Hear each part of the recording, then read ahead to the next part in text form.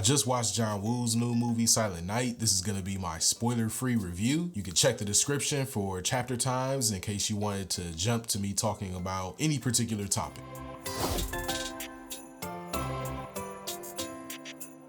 Like I said, this movie is directed by John Woo, and honestly, I'm not that familiar with his work, although I know he's very well regarded. I checked the IMDb to kind of see what his filmography was, and I think the only films from him that I've seen before are Mission Impossible 2 and Face Off, both of which I enjoyed. It stars Joel Kinnaman as a man who witnesses his young son get killed in a gang crossfire and proceeds to go on a rampage to get his revenge. In doing that, he sustains an injury that damages his vocal cords, so he can't speak, hence the movie's name, Silent Night. Fellow Cleveland native Scott Mescudi, aka Kid Cudi, is in this too as a detective, along with plenty of other actors, all of which have little to no dialogue.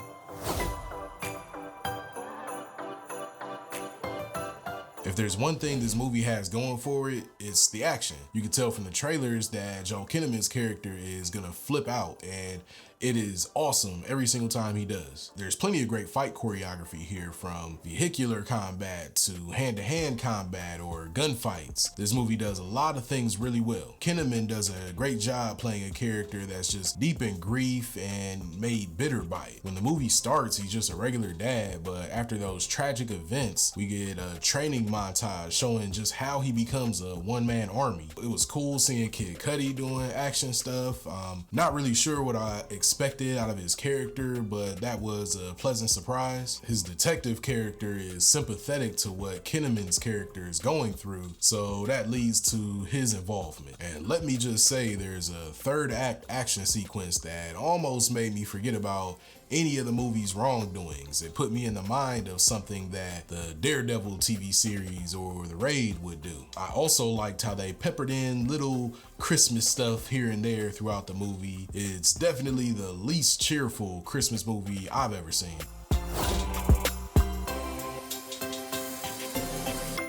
I say the plot here was kind of run-of-the-mill. The villains are just evil with no redeeming qualities or real motivations. I liked what they were doing with the silence premise, but it got kind of old eventually. Just because the character can't speak doesn't mean that no one should be able to speak to him. Moments that might have been kind of slow in a normal movie were made even slower because of it. Most of the words that are spoken are just kind of mumbles.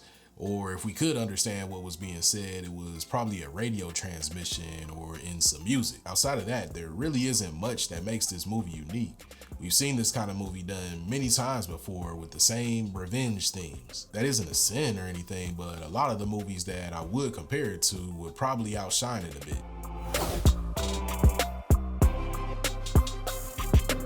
So I would compare this movie to obviously a John Wick or a Nobody or Taken or even a Punisher movie. If those types of movies are your cup of tea, then I wouldn't sleep on this one. The slow parts of the movie are made a little bit slower by the lack of dialogue, but I really appreciate the movie for taking that big swing and committing to the dialogue-less premise. Anything the movie is lacking in that department is definitely made up for with all the great fight choreography. This is worth a watch for action buffs, but whether you do that in the theater or on your own couch is totally up to you. This is a step up from your typical straight to streaming action movie, but not quite a must-see blockbuster.